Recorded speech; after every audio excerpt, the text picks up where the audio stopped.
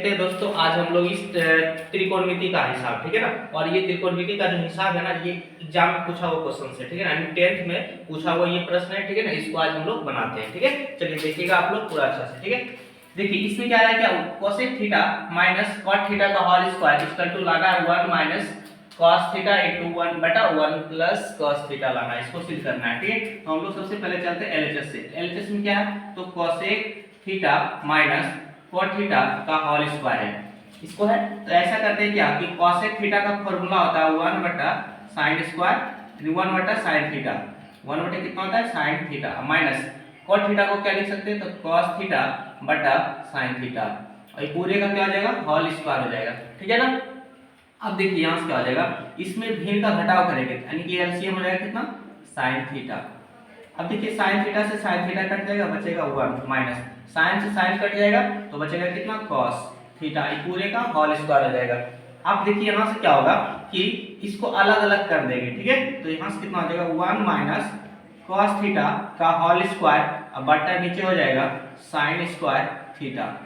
अब यहाँ से ये हो सकता है क्या कि इसको अलग अलग करेंगे ना, इसका ये स्क्वायर है ऊपर में, इसी चीज को दो बार लिख सकते हैं, क्या हो जाएगा 1 माइनस cos थीटा बटा इनटू 1 माइनस cos थीटा, ठीक है। अब इसके नीचे देखिए क्या होगा, sin स्क्वायर थीटा को लिख सकते हैं 1 माइनस cos स्क्वायर थीटा। अब देखिए 1 माइनस cos स्क्वायर थीटा, एक का स्क्वायर तो एक ही होता है, इसलिए यहाँ पे एक का स्क्वायर कर दिए। अब देखिए यहाँ से क्या हो जाएगा, ए स्क्वायर माइनस बी स्क्वायर का रूप आ जाएगा, ठीक है ना। तो यहाँ से हम लोग लिख सकते हैं इस तरह से, क्या देखिए यहाँ से हो जाएगा क्या 1 minus cos theta into 1 plus यानी 1 माइनस cos थीटा, इसके नीचे ये हो जाएगा क्या, ए स्क्वायर माइनस बी स्क्वायर है ना, तो यहाँ से लिख सकते हैं ए प्लस बी इंटू ए माइनस बी, यहाँ से लिख सकते हैं 1 plus cos theta into 1 minus cos theta.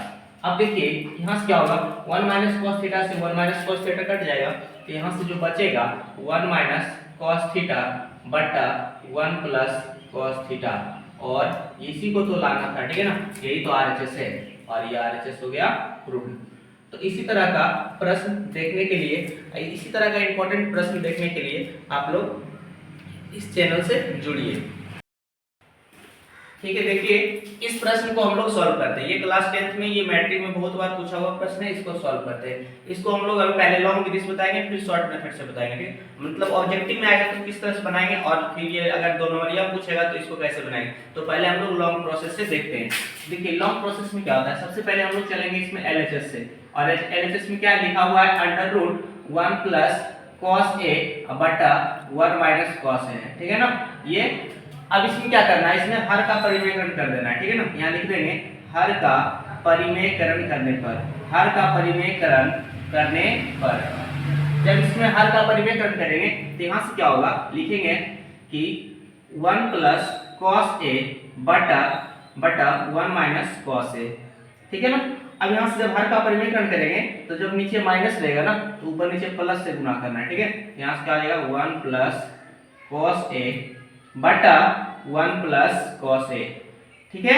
अब यहां से क्या करना है कि देखिए अंडर रूट हो जाएगा, अब क्या करना है, देखिए 1 plus cos a into 1 plus cos a, एक ही चीज दो बार है, तो इसको लिख सकते हैं क्या 1 प्लस cos a पूरे का होल स्क्वायर बटा यहाँ से क्या कर सकते हैं, देखिए यहाँ से a plus b into a minus b का फॉर्म आ रहा है, तो यहाँ से हो जाएगा a स्क्वायर यानी 1 का square minus cos square a, इस तरह से हो जाएगा। अब यहाँ से जब इधर सॉल्व करेंगे तो देखिए क्या होगा, जैसे लिखा हुआ है उसी तरह से यहाँ लिखेंगे, क्या आ जाएगा under root 1 plus cos a पूरे का होल स्क्वायर बटा a square minus b square का फॉर्म आ रहा है, तो 1 का स्क्वायर 1 होगा, 1 माइनस cos स्क्वायर a होता है क्या, sin स्क्वायर है, यहाँ लिख सकते हैं sin स्क्वायर a। अब देखिए यहाँ भी स्क्वायर है, यहाँ भी स्क्वायर है, दोनों को एक ही पर कर देंगे, क्या होगा 1 प्लस cos a बटा sin a हो जाएगा, ये पूरे का होल स्क्वायर हो जाएगा, स्क्वायर से रूट कट जाएगा, क्या बचेगा 1 प्लस cos a बटा sin a हो जाएगा। अब इसी को क्या करना है, अलग अलग कर देना है, ठीक है, इसी को क्या कर देना है, अलग अलग कर देना है, तो क्या हो जाएगा 1 प्लस cos a बटा, यानी कि देखिए इसी को अलग अलग करेंगे ना, तो उस सिचुएशन में आएगा क्या 1 बटा sin a plus cos a बटा कितना हो जाएगा साइन ए। अब देखिए यहाँ से क्या आ जाएगा 1 बटा जो साइन है ना, 1 बटा जो साइन है, 1 बटा जो साइन है इसका फॉर्मूला होता है कोसेक ए। ये हो जाएगा कितना कोसेक ए, ठीक है ना। अब प्लस है तो प्लस दे देंगे, और साइन बटा कोस क्या होता है टेन ए, ठीक है ना। तो देखिए ये साइन बटा कोस होता है 10, तो यही तो सिद्ध करना था, और यही हो गया आरएचएस, और यही हो गया आरएचएस, ये हो जाएगा प्रूव्ड। अब हमको लगता है कि आप लॉन्ग मेथड से सीख गए होंगे, ठीक है ना। अब इसी को शॉर्ट फॉर्म में कैसे बनाते हैं, ठीक है। तो देखिए शॉर्ट फॉर्म में कैसे बनाते हैं उसको देखते हैं। तो देखिए यहाँ पे सबसे पहली बात क्या होगा कि शॉर्ट विधि से, यानी कि मतलब ऑब्जेक्टिव टाइप में रहेगा तो किस तरह से बनाएंगे। देखिए हम यहाँ पे सॉल्व कर देते हैं, ठीक है ना। शॉर्ट में जैसे क्वेश्चन से क्या कि 1 प्लस cos a बटा 1 माइनस cos a, है ना। और इसी को लाना है क्या, इसी को सिद्ध करना है, ठीक है। और हमको ये लाना है, ठीक। तो यहाँ पे क्या करना है, देखिए जब शॉर्ट मेथड मतलब ऑब्जेक्टिव में रहेगा तो इस तरह से बनाएंगे। देखिए यहाँ पे लिखा हुआ है क्या बताइए, ऊपर में क्या लिखा हुआ 1 प्लस cos a, तो जो लिखा हुआ है लिख देंगे 1 प्लस cos a, लिख दिया ना। आप समझिए क्या होगा कि 1 प्लस cos a तो लिख दिया। अब नीचे क्या है 1 माइनस cos a, है ना। तो cos का अपोजिट लेना है, क्या हो जाएगा कितना sin a, ठीक है ना। cos का क्या लेना है अपोजिट लेना है, तो हो जाएगा sin a। अब इसी को सिर्फ अलग अलग कर देंगे, तो हो जाएगा 1 बटा sin a plus cos a बटा sin a, और इसी को लिख देना। और क्या 1 बटा sin जो होता है ये होता है cos a, ये हो जाएगा cos a के प्लस cos बटा sin जो होता है ये होता है क्या cos बटा sin होता है cot a। अच्छा देखिए यहाँ पे cos बटा sin है ना, यहाँ पे cot होगा, ठीक है ना। यहाँ पे क्या होगा cot होगा, cot a। तो देखिए ये cos बटा sin क्या आ जाएगा cot a, और इसी को यही तो प्रूव हो जाएगा, ठीक है ना, आरएचएस प्रूव, ठीक है ना। तो इस प्रकार से शॉर्ट बनेगा, और इधर जो बनाएंगे हम लोग लॉन्ग मेथड बनाएंगे, ठीक है। कंप्लीट। इस प्रश्न को सॉल्व करते हैं, बोलता है वह एपी निर्धारित कीजिए जिसका तीसरा पद 5 और सातवां पद कितना है 9 है। यानी कि इसमें देखा रहा है क्या कि तीसरा पद कितना है 5 है, मतलब a3 का जो मान है वो कितना दिया हुआ है 5 दिया हुआ है। तीसरा पद को लिख सकते हैं a plus 2d, a plus कितना 2d, a प्लस 2d का मान कितना हो गया 5 हो गया। इसको मान लेंगे समीकरण 1। पुनः अब देखिए यहाँ से क्या कर रहा है, बोलता है सातवां पद 9 है। क्या बोल रहा है सातवां पद 9 है। जब सातवां पद 9 है तो उस स्थिति में कितना हो जाएगा, उस स्थिति में ये हो जाएगा a7 इक्वल टू हो जाएगा 9। अब क्या करना है, सातवां पद जब 9 बोल रहा है तो इसको लिख a7 को लिख सकते हैं a प्लस 6d, और बराबर कितना हो जाएगा 9, ये हो जाएगा समीकरण 2। अब उस स्थिति में यहाँ से क्या करेंगे कि दोनों को क्या करना है, यहाँ से a और d का मान निकालेंगे, ठीक है ना, और उसके बाद में वहां से फिर ap का निर्धारण करेंगे। तो उस स्थिति में करेंगे इस तरह से कि समीकरण 2 में समीकरण 1 को घटाने पर समीकरण 2 जो है ना वो कितना a plus 6d equal to 9, ये समीकरण 2 है। और समीकरण 1 कितना है a plus 2d equal to 5 है, ये समीकरण 1 है। अब इसको घटाएंगे, जब घटाएंगे तो यहाँ माइनस, यहाँ पे माइनस, प्लस में a माइनस में कट जाएगा, तो 6d में 2d घटेगा कितना बचेगा 4d इक्वल टू 9 में से 5 घटेगा कितना बचेगा 4 बचेगा।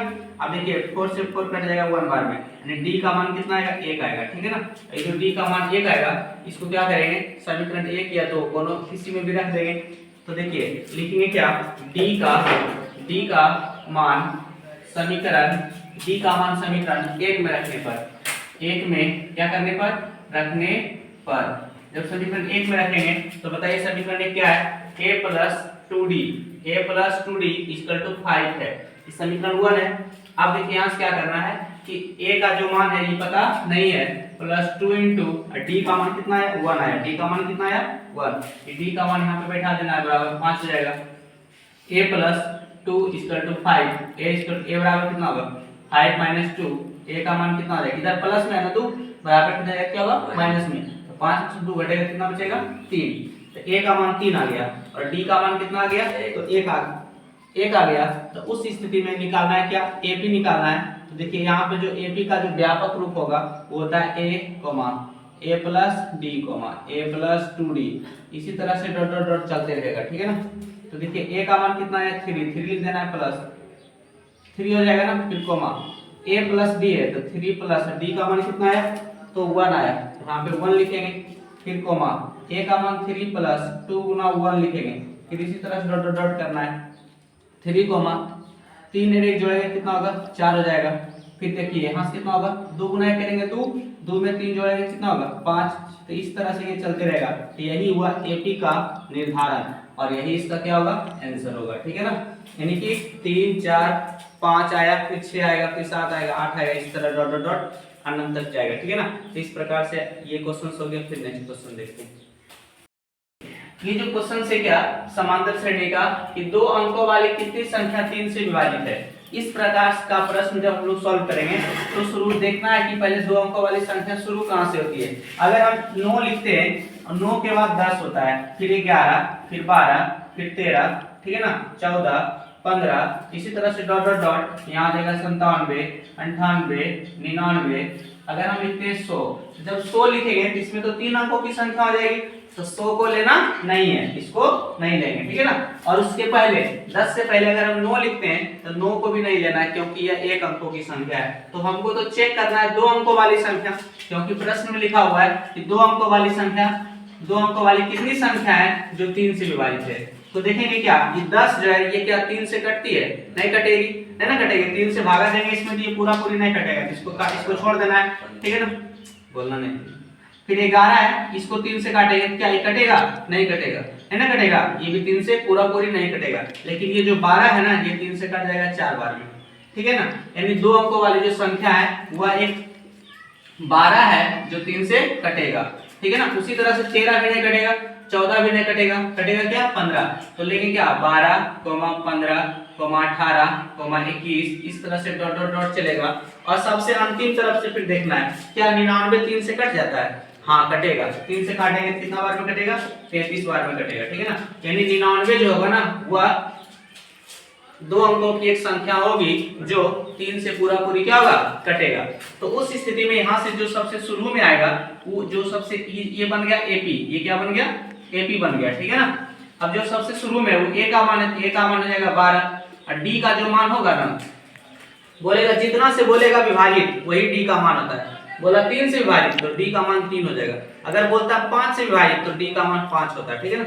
लेकिन यहाँ क्या बोला 3 से विभाजित तो डी का मान कितना हो जाएगा 3 हो जाएगा, ठीक है ना। अब सबसे अंतिम में कितना है 99 है, जो सबसे अंतिम में होता है वो an होता है। an का मान कितना हो गया 99। पूछता है कि कितनी संख्या विभाजित है, कितनी संख्या पूछ रहा है, यानी कि नंबर पूछ रहा है, यानी कि n का मान हुआ, n का मान निकालना है।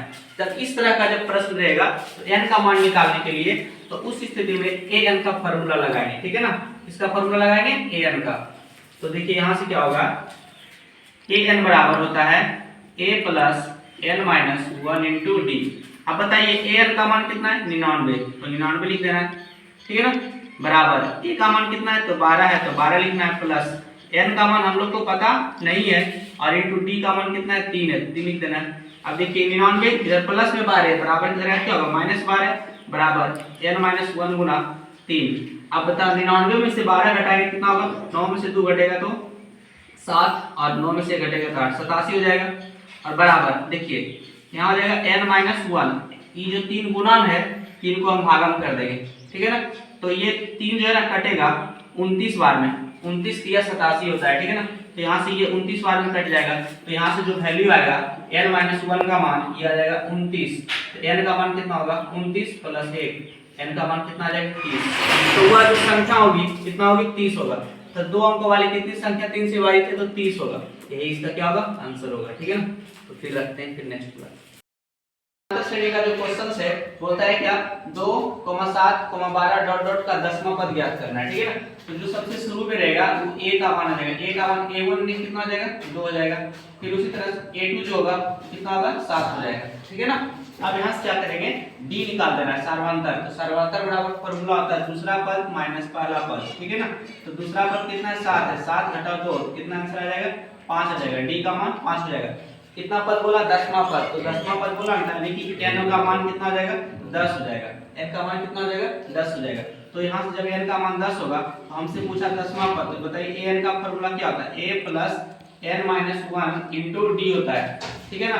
तो यहाँ से an, तो an मान यानी n के स्थान पे 10 बैठाएंगे, a का मान कितना होगा, a का मान देखिए कितना है 2 है, 2 लिखेंगे प्लस n के स्थान पे 10 हटाओ 1 गुना और d का मान कितना है 5 है, यहाँ पे लिखेंगे 5। तो a10 जो होगा वो 2 प्लस अब बताइए 10 में से 1 घटेगा कितना होगा 9 गुना 5। अब बोर्ड मास के अनुसार पहले गुना का क्रिया करेंगे तो A10 जो आएगा वो कितना आएगा 2 प्लस 9 बचे कितना हो जाएगा 45 और A10 जो 10वां पद आएगा 45 और 2 कितना देगा 47, ठीक है ना। तो 10वां पद कितना आंसर आएगा 47 आएगा।